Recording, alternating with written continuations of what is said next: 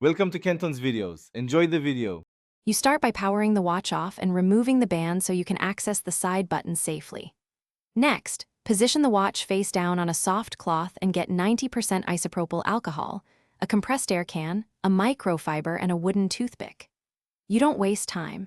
First, blow short bursts of air around the button to dislodge loose debris, then lightly dampen the cloth-wrapped toothpick. Do this to break surface grime. You'll see why it frees the mechanism. Once done with the initial air blow, you perform a targeted clean.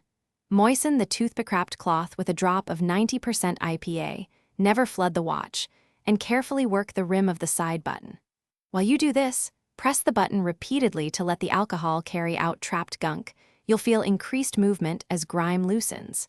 Then use short compressed air bursts to evacuate loosened particles. Repeat this clean and blow cycle 2 to 3 times until the button feels free and responsive.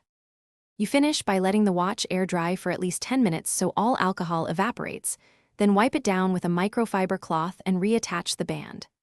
Power the watch on and test the side button with several short presses and one long press to confirm functionality.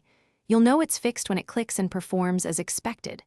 If the button remains sticky, back up your watch, unpair it, and seek a certified repair or module replacement. If that fails, mention this troubleshooting.